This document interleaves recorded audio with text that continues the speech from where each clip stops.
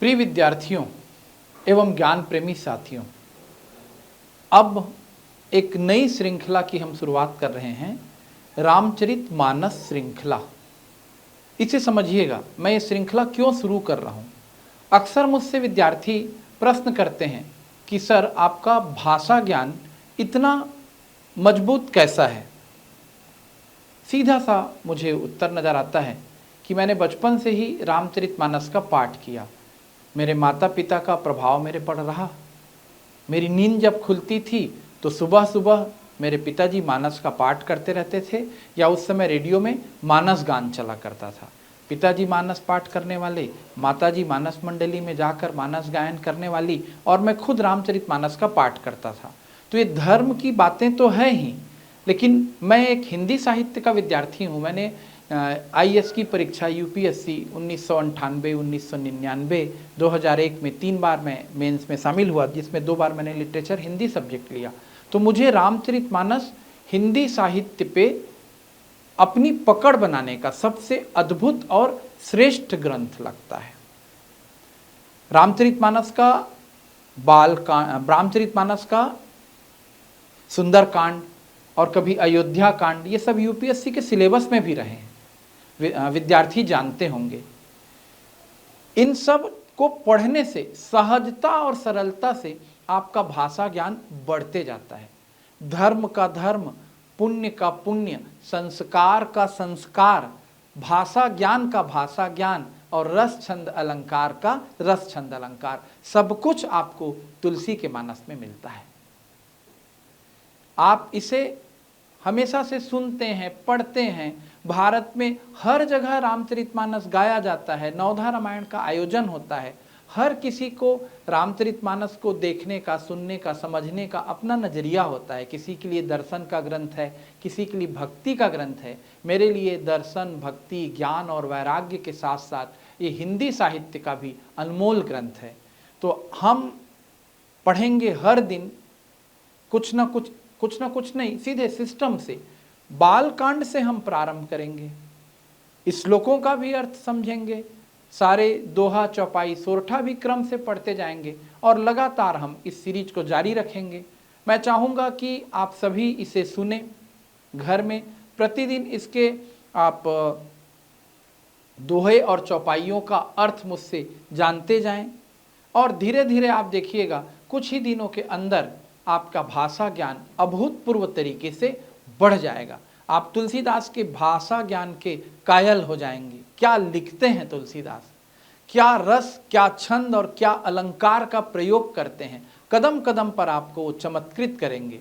और मेरा तो यही मानना है कि भगवान को आपको पाना है, जानना है आप इसका प्रमाण खोज रहे हैं, रामचरितमानस को देखिए।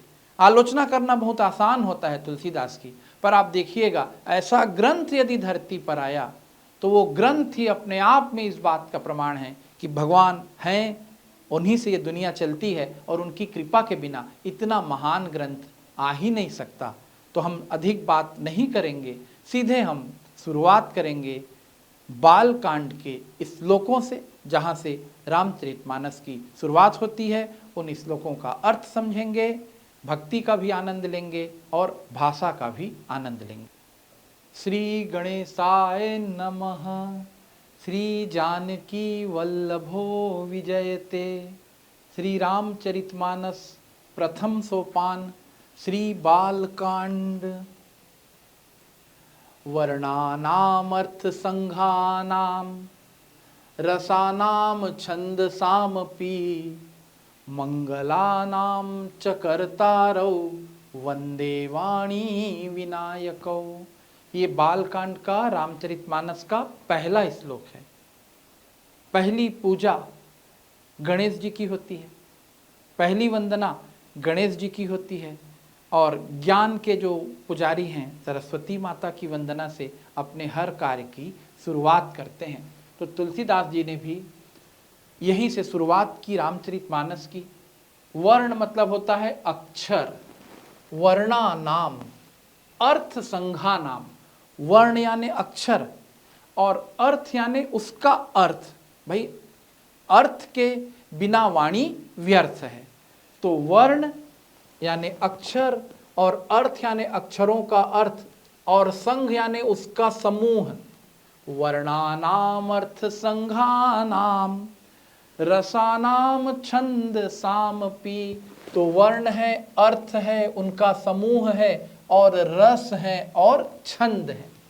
वर्णानाम अर्थ संघानाम रसानाम छंद सामपि। अपि मतलब भी, तो वर्ण, अर्थ, रस के समूह, और मंगलानाम च कर्तारौ, मंगल करने वाले। मंगला नाम मतलब मंगल करने वाले, कर्तारो मतलब करने वाले, च मतलब और, मंगला नाम च कर्तारो वंदे वाणी विनायकौ। मैं वाणी यानी सरस्वती माता और विनायक यानी गणेश। विनय धन अक, विनायक अयादि स्वर संधि से बना स्वर है। तो तुलसीदास सबसे पहले किनकी वंदना कर रहे हैं? अक्षरों, अर्थों, समूहों, रसों, छंदों और मंगलों को करने वाली सरस्वती जी और गणेश जी की मैं वंदना करता हूँ। ये रामचरितमानस का पहला श्लोक है। दूसरे श्लोक पर चलते हैं। मेरे पिताश्री को मैं याद करता हूँ, उनका सबसे प्रिय श्लोक था और हमारे जीवन में भी ये श्लोक उतरे। भगवान शंकर और माता पार्वती की वंदना में ये श्लोक है। भवानी शंकरौ वंदे श्रद्धा विश्वास रूपिणौ याभ्याम विना न पश्यन्ति सिद्ध स्वान्तः स्थमीश्वरम। ध्यान से समझिएगा।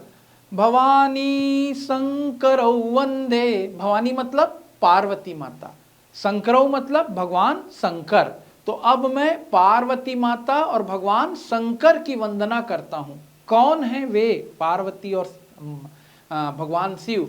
श्रद्धा विश्वास रूपिणों, वो श्रद्धा और विश्वास का रूप हैं। और श्रद्धा और विश्वास के बिना, याभ्याम बिना न पश्यन्ति, और श्रद्धा और विश्वास के बिना हम देख नहीं सकते। पश्यन्ति मतलब देखना। किसको नहीं देख सकते? हमारे अंदर स्थित ईश्वर को। ईश्वर कहाँ है? खोजने की जरूरत नहीं है। भगवान हमारे अंदर हैं, कण कण में हैं, पर तभी हमें नजर आएंगे जब हम में श्रद्धा और विश्वास होगा। मानो तो मैं गंगा माँ हूँ, न मानो तो बहता पानी। और दर्शन में मैं पढ़ाता भी हूँ कि आप कितनों भी तर्क कर लें, कितनों भी आप बुद्धि लगा लें, जब तक आप में श्रद्धा और विश्वास नहीं है, आप अपने हृदय में स्थित ईश्वर को नहीं देख सकते।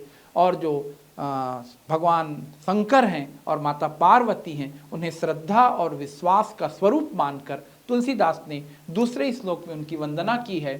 श्रद्धा और विश्वास के स्वरूप श्री पार्वती जी और श्री शंकर जी की मैं वंदना करता हूँ, जिनके बिना सिद्ध जन अपने अंतःकरण में स्थित ईश्वर को नहीं देख सकते। श्लोक क्रमांक 3 पर चलते हैं। वंदे बोधमयम नित्यम, यहां पर एक शब्द छूट गया है। वंदे बोधमयम नित्यम गुरुम शंकर रूपिणम यमाश्रितो ही वक्रोपि चंद्र सर्वत्र वंद्यते। देखिए क्या लिखा गया है, वंदे बोधमयम नित्यम। बोधमय, बोध यानी ज्ञान, बोधमय, वंदे यानी वंदना करता हूं। वंदे बोधमयम नित्यम, जो बोधमय हैं, जो नित्य हैं। नित्य का मतलब होता है शाश्वत, जो कभी समाप्त ना हो। वंदे बोधमयम, जो ज्ञानमय है, नित्य है। कौन? शंकर रूपी गुरु। वंदे बोधमयम नित्यम गुरुम शंकर रूपिणम। गुरु रूपी शंकर या शंकर रूपी गुरु, रूपक अलंकार भी यहां पर आया है। वंदे बोधमयम नित्यम गुरुम शंकर रूपिणम यमाश्रितो ही वक्रोपि चंद्र सर्वत्र वंद्यते। यमाश्रितो, जिस पर आश्रित होने के कारण, यम आश्रितो, यम यानी जिस पर, आश्रितो यानी आश्रित होने के कारण, वक्रो अपि, वक्र और अपि दोनों में संधि हुई है। वक्र धन, वक्रह धन अपि, ये संधि हो जाएगी। ये विसर्ग संधि का प्रकार है। वक्रः धन अपि क्या बनेगा? वक्रोपि। प्लुत ओ बनेगा। प्लुत ओ कैसे बनेगा? जब हम उच्चारण में 3 मात्रा का समय लेंगे। वक्रोपि। आप संधि का चैप्टर देखेंगे मेरा। यमाश्रितो हि वक्रोपि चंद्रः सर्वत्र वंद्यते। जो वक्र है, जो टेढ़ा तिरछा है, कौन उसकी वंदना करेगा? लेकिन टेढ़ा तिरछा चंद्रमा भगवान शिव के भाल पे विराजमान है, भगवान शिव के मस्तक पे विराजमान है। कैसा चंद्रमा विराजमान है? गोल चंद्रमा नहीं, वक्र चंद्रमा। और वक्र होने के बावजूद चूंकि शंकर के साथ है वो, इसलिए उस वक्र चंद्रमा की भी सर्वत्र वंदना होती है। तो ऐसे मैं शंकर रूपी गुरु की वंदना करता हूं। वंदे बोधमयम नित्यम गुरुम शंकर रूपिणम यमाश्रितो हि वक्रोपि चंद्रः सर्वत्र वंद्यते। ज्ञानमय नित्य शंकर रूपी गुरु की मैं वंदना करता हूं, जिसके आश्रित होने से ही टेढ़ा चंद्रमा भी सर्वत्र वंदित होता है। अगला श्लोक और भी हृदय को आनंदित करेगा। भाव में डूब कर पढ़ो। सीताराम गुणग्राम पुण्यारण्य विहारिणो वंदे विशुद्ध विज्ञानो कविस्वर कपीश्वरो। बहुत लंबा सा वाक्य है, इसे तोड़िए तो समझेंगे। सीताराम गुण ग्राम मतलब सीताराम के गुण ग्राम, गुण ग्राम गुण समूह, पुण्यारण्य पुण्य और अरण्य, पुण्य मतलब पवित्र, अरण्य मतलब जंगल, विहारिणों यानी विहार करने वाले। जंगल में कौन विहार करता है? जंगल में विहार करेंगे ऋषि मुनि। तो ऋषि मुनि कौन है? कविश्वर, आदि कवि वाल्मीकि। अब तुलसीदास ने रामायण से प्रेरित होकर रामचरितमानस लिखी, तो रामायण को लिखने वाले आदि कवि वाल्मीकि की तुलसीदास वंदना प्रारंभ किए। और साथ ही वो हनुमान जी अपने आराध्य देव, हनुमान जी उनके आराध्य राम, राम के सेवक हनुमान, और हनुमान के भी भक्ति करने वाले कौन? हमारे तुलसीदास। तो उन्होंने 2 लोगों को अब याद किया।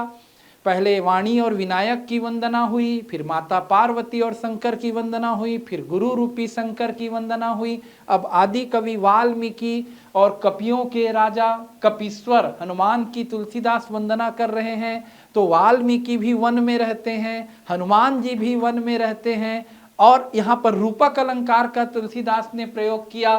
कैसे वन में रहते हैं? किस वन में रहते हैं? सीता और राम के गुण समूह रूपी पवित्र वन में विहार करने वाले। हमेशा ये भगवान राम के, माता सीता के गुणों के गायन में अपने आप को लीन रखते हैं, उन्हीं के गुणों के याद में अपने आप को भुला दिए रहते हैं, हमेशा भगवान का स्मरण करते रहते हैं। ऐसे मैं हनुमान जी और वाल्मीकि जी की वंदना करता हूं। फिर से सुन लीजिए एक बार। सीताराम गुणग्राम पुण्यारण्य विहारिणो वंदे विशुद्ध विज्ञानो कविश्वर कपीश्वरो। श्री सीताराम जी के गुण समूह रूपी पवित्र वन में विहार करने वाले विशुद्ध विज्ञान संपन्न कविश्वर श्री वाल्मीकि जी और कपीश्वर श्री हनुमान जी की मैं वंदना करता हूं। वंदना का यह दौर प्रारंभ रहेगा। आप समझिए, जो विनम्र होता है वही संसार में सब कुछ पाता है। हमारे चैनल का भी नाम है विद्या ददाति विनयम, और विनम्रता का परिचय दे रहे हैं तुलसीदास।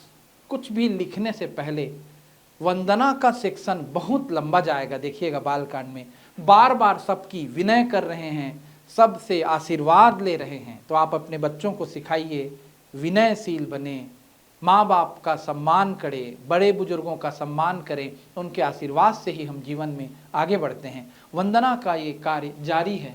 अब भगवान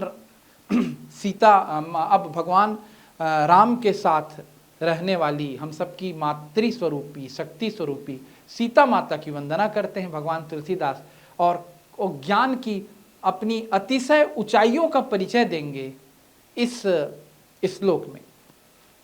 उद्भव स्थिति संहार कारिणीम क्लेश हारिणीम सर्वश्रेयस्करीम सीताम न तो हम राम वल्लभाम। ध्यान से समझिएगा क्या बोल रहे हैं। उद्भव स्थिति संहार कारिणीम, माता सीता में 3 शक्तियां हैं। कौन कौन सी 3 शक्तियां हैं? माता सीता में एक शक्ति है उद्भव। उद्भव यानी उत्पत्ति का काम भगवान ब्रह्मा करते हैं।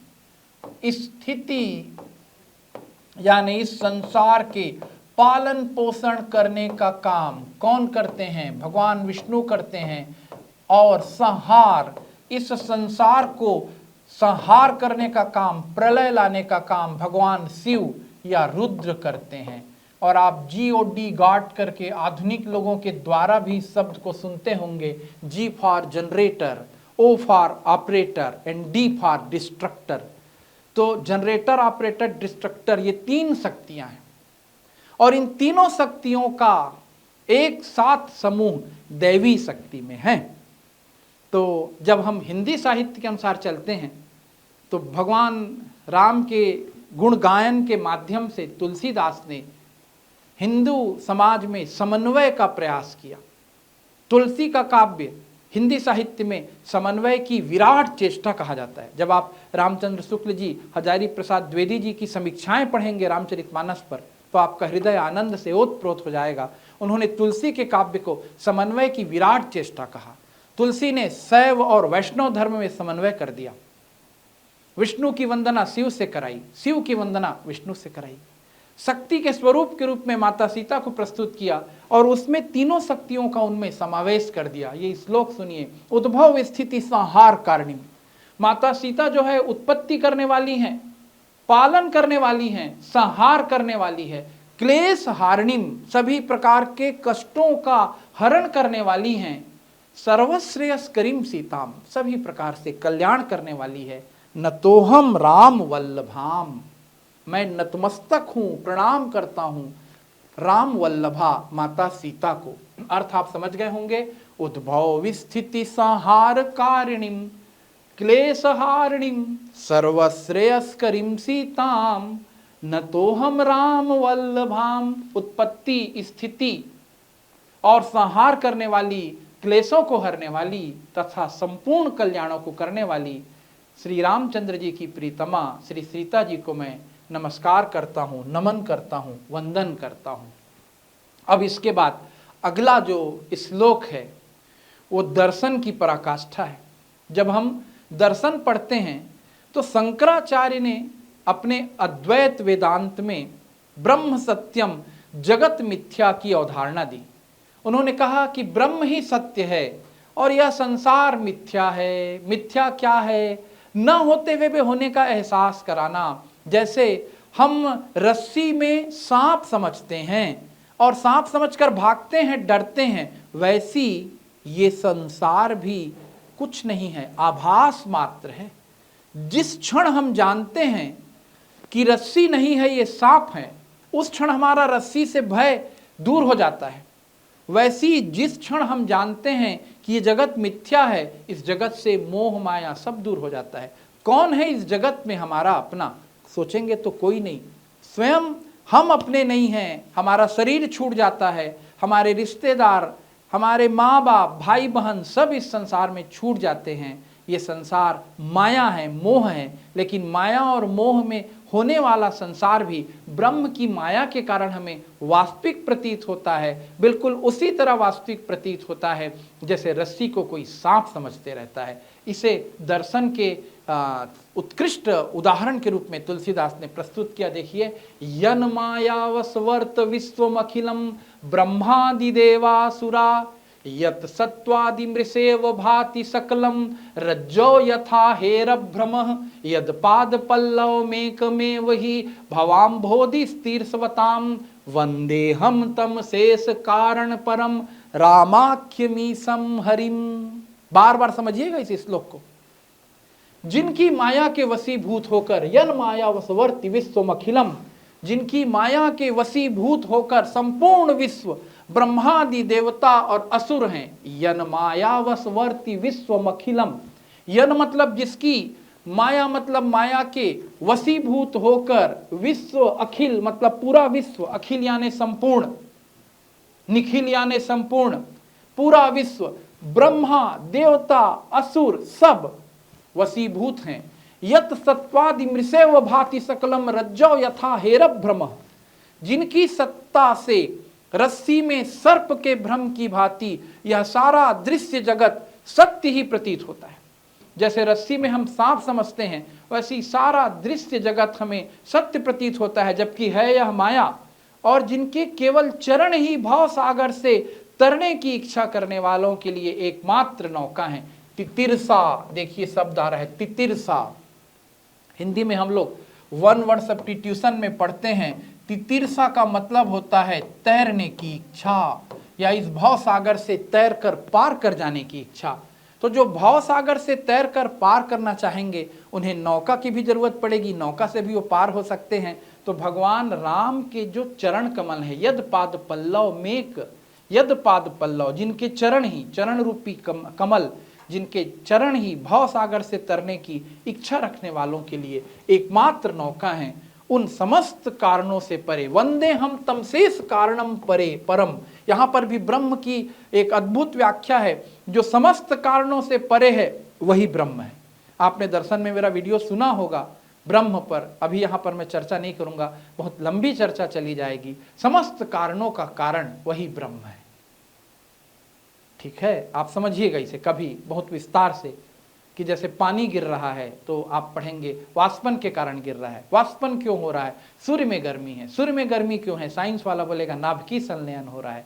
नाभिकीय संलयन क्यों हो रहा है बोलोगे, आदमी चुप रह जाएगा। सूर्य क्यों है इस दुनिया में बोलोगे, किसी को नहीं पता। चंद्रमा क्यों है इस दुनिया में, किसी को नहीं पता। हम ही क्यों है दुनिया में, किसी को नहीं पता। समस्त कारणों का जो कारण, कार्य कारण श्रृंखला से परे, वही ब्रह्म है। तो भगवान राम को यहाँ पर ब्रह्म का स्वरूप कहा गया। वंदे हम तमसेस कारणम कारण परम रामाख्यमी समहरिम। और जो भगवान राम कहलाने वाले हरि स्वयं भगवान हैं, हरि हैं, राम हरि के रूप हैं, विष्णु के रूप हैं, भगवान के रूप हैं, ऐसे राम की मैं वंदना करता हूं। आगे बढ़ते हैं। अब रामचरितमानस में क्या है? बहुत प्रसिद्ध श्लोक है, इसे तो आप अक्सर सुनते होंगे। नाना पुराण निगमागम सम्मतम यद रामायणे निगदितम क्वचिदंतयोपि स्वांतः सुखाय तुलसी रघुनाथ गाथा भाषा निबद्ध मति मंजुल मातनोती। अब भगवान राम की वंदना के बाद तुलसीदास जी ने कहा कि अनेक पुराण, नाना पुराण, अनेक पुराण, निगम आगम, अनेक पुराण वेद और शास्त्र से सम्मत, और जो रामायण में वर्णित है, रामायणे निगदितम, यानी तुलसीदास बता रहे हैं कि मेरी ग्रंथ की रचना का आधार आदि कवि वाल्मीकि का रामायण है। रामायणे निगदितम क्वचिदंतयोपि, और कुछ अन्यत्र से भी उपलब्ध है, उन सब को आधार बनाकर मैं रामचरितमानस लिख रहा हूं। क्यों लिख रहा हूं इसको भी बताते हैं। स्वांतः सुखाय तुलसी रघुनाथ गाथा, हमेशा के लिए इसे याद रखें। भगवान तुलसीदास जी ने भगवान की गाथा स्वांतः सुखाय लिखी, खुद के सुख के लिए, लेकिन बन गई वो परांतः सुखाय। हर कोई, जहाँ पर रामचरितमानस का पाठ होता है, जिस घर में रामचरितमानस पढ़ा जाता है, वहाँ भाई से भाई का कैसा प्रेम होना चाहिए हर कोई सीखता है। पिता का पुत्र के प्रति कैसा प्यार होना चाहिए, पुत्र का पिता के प्रति क्या कर्तव्य होना चाहिए, सब कुछ रामचरितमानस हमें सिखाता है। स्वामी का दास के प्रति क्या कर्तव्य होना चाहिए, दास का स्वामी के लिए, स्वामी का दास के लिए, सभी प्रकार के आपको रिश्तों की पवित्रता रामचरितमानस में देखने को मिलेगी, सीखने को मिलेगी। तो ये जो स्वांतः सुखाय तुलसी रघुनाथ गाथा है, ये परांतः सुखाय बन गई। तभी तो भाई हो तो भरत जैसा, भाई हो तो लक्ष्मण जैसा, दास हो तो सेवक हो तो हनुमान जैसा, और इन आदर्शों को लेकर हमारा भारतीय समाज जीता है। तो देखिए, नाना पुराण निगमागम सम्मतम यद रामायणे निगदितम क्वचिदंतयोपि, अनेक पुराण वेद और शास्त्र से सम्मत तथा जो रामायण में वर्णित है और जो कुछ अन्यत्र से भी उपलब्ध है, श्री रघुनाथ जी की कथा को तुलसी अपने अंतःकरण के सुख के लिए अत्यंत मनोहर भाषा में कहते हैं। आप समझ गए होंगे। अगले श्लोक की तरफ बढ़ते हैं। इसके बाद सोरठा शुरू हो जाएगा, जो हम नेक्स्ट वीडियो में लेंगे, और सोरठा में फिर से एक बार वंदना ही प्रारंभ होगी। शुरू होगा वो सोरठा। कल से जेहि सुमिरत सिद्धि होई, गणनायक करिवर वदन, करहु अनुग्रह सोई, बुद्धि राशि शुभ गुण सदन। तो कल से हम सोरठा पर आ जाएंगे। तब तक के लिए आप इन श्लोकों को एक बार दोबारा पढ़ें, सुनें और समझें। धन्यवाद। जय श्री राम।